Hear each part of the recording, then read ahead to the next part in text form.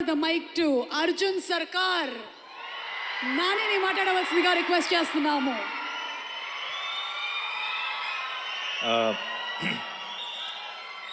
అందరికీ నమస్కారం. ఎలా ఉన్నారు? మిమ్మల్ని ఎప్పుడు చూసినా సరే ఇలా ఏదో చాలా రోజులు అయిపోయిన ఫీలింగ్ వస్తుంది. నేను రెగ్యులర్గా కలుస్తూనే ఉంటాను, బట్ అయినా ఏదో మిమ్మల్ని మిస్ అయ్యానన్న ఫీలింగ్ వస్తుంది. లేట్ అయింది అయినా సరే మీ ఎనర్జీ మమ్మల్ని కూడా ఇవాళ ఒక చిన్న జోష్లో ఉంచింది. అండ్ సుమా గారి energy of course. First of all Rajamouli గారు, వన్ సెకండ్, చాలా మాట్లాడాలి. Thank you.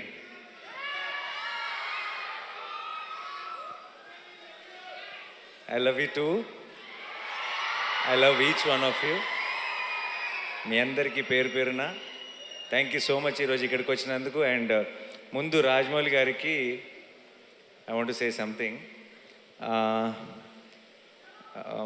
నాకు చాలా ఒక సెంటిమెంట్ ఉండేది. ఎప్పుడు రాజమౌళి గారు ఎప్పుడు ప్రసాద్ మల్టీప్లెక్స్కి వెళ్ళేవారు. నేను కూడా రెగ్యులర్గా నా ప్రతి కొత్త సినిమా నేను అక్కడికి మార్నింగ్ షో చూడటానికి వెళ్ళేటప్పుడే చెక్ చేసుకునేవాడిని, రాజమౌళి గారు వస్తున్నారా, ఫ్యామిలీ అందరు అక్కడ ఉంటారా. ఎందుకంటే నాకు ఆ మొహాలన్నీ చూడకపోతే నాకు ఆ ఎంటైర్ ఫ్యామిలీ ఫేసెస్ నాకు ఏదో ఒక పాజిటివ్ ఎనర్జీ మిస్ అయిన ఫీలింగ్ వచ్చేది. నేను ఇన్ఫ్యాక్ట్ రాజమౌళి గారు ఏ స్క్రీన్లో చూస్తున్నారో తెలుసుకొని ఆ స్క్రీన్లోనే డోర్ దగ్గర నుంచొని వాళ్ళు నాకు కనపడే ఒక ఐసైట్లో ఉండేలాగా చూసుకొని వాళ్ళ రియాక్షన్ చూస్తుండేవాడిని. అండ్ ఫస్ట్ థింగ్ సినిమా అయిపోయిన తర్వాత లిఫ్ట్లో నేను వల్లి గారిని రమ గారిని కలిసి ఫస్ట్ సినిమా గురించి టాక్ అడిగేది వాళ్ళనే, ఎలా ఉంది ఏంటి అని. చక్కగా ప్రేమగా హగ్గిచ్చి వెళ్ళిపోయారంటే నచ్చలేదని అర్థం కాదు, చాలా బాగుంది, నేను ఇప్పుడు కారు ఎక్కిన వెంటనే నీకు మెసేజ్ చేస్తాను అన్నారంటే సినిమా చాలా నచ్చిందని అర్థం. సో నాకు ఒక అలవాటు అయిపోయింది. ఆ అలవాటుకి ఇప్పుడు బ్రేక్ పడింది. ఎందుకంటే ఐ థింక్ ఇప్పుడు మేమెవరూ అటువైపు వెళ్ళట్లేదు సినిమాలు చూడటానికి. అండ్ అది మిస్ అవుతూ వచ్చాను. బట్ సార్, ఆ ఫీలింగ్ మిస్ అవుతూ వచ్చాను. ఈ May 1st మీకు ఏం పనులు ఉన్నా సరే, ఒకవేళ మీకేమైనా ట్రావెల్ ప్లాన్స్ ఉంటే మీ పాస్పోర్ట్ నేను లాగేసుకుంటా. మీరు మళ్ళీ ఈసారి సినిమా చూసి నాకు మార్నింగ్ షో నాకు ఆ ఎనర్జీ ఇవ్వాలని మనస్ఫూర్తిగా కోరుకున్నాను. I know you will really love this film, you will enjoy this film. నాకు ఆ నమ్మకం ఉంది. రాజమౌళి గారిని మనందరం ఫ్యామిలీ అని ఫీల్ అవుతాం, బట్ మన్ని ఆయన ఫ్యామిలీ అని ఫీల్ అయ్యే ఛాన్స్ చాలా అతి కొద్ది మందికి ఉంటుంది. అందులో నేను కూడా ఒక్కడిని. నాకు ఆ ఛాన్స్ దొరికినందుకు, నాకు ఆ ఛాన్స్ ఇచ్చినందుకు, నేను ఒక ఫ్యామిలీ మెంబర్ లాగా ఫీల్ అయ్యేలాగా చేసినందుకు రాజమౌళి గారికి, రమ గారికి, వల్లి గారికి, టు ద ఎంటైర్ ఫ్యామిలీ, కార్తికేయకి, అందరికీ స్పెషల్ థ్యాంక్స్.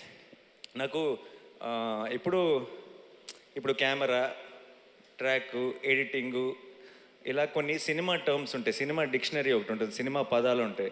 ఆ డిక్షనరీలోకి వెళ్ళిపోయిన ఒక పదం, ఒక పేరు SS Rajamouli. I think that's the only name you can put it in that.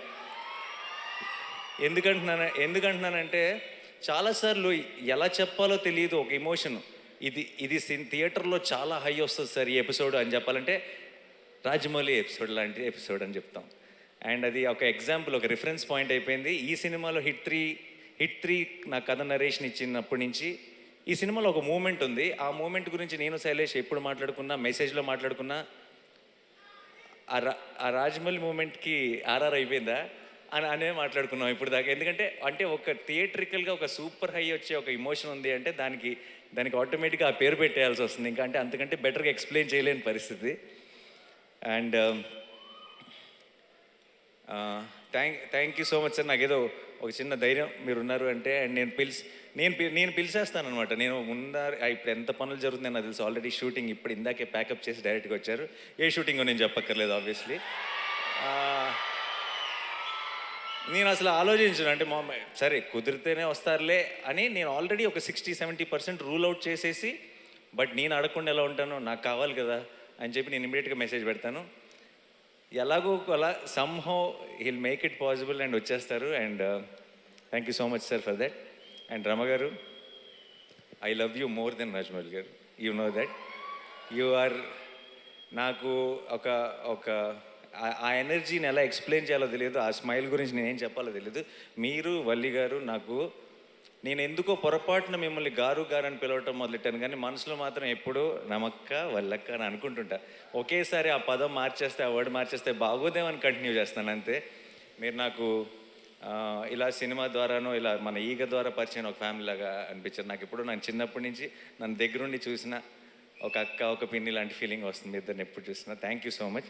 ఈరోజు మీరు వచ్చారు, కొడుతున్నాం బ్లాక్ బస్టర్ అంతే మే 1కి. నేను సాధారణంగా అలాంటి మాటలు చెప్పను, బట్ ఈరోజు వాళ్ళని చూస్తే నాకు ఆ ధైర్యం వచ్చేస్తుంది చెప్పాలని. అండ్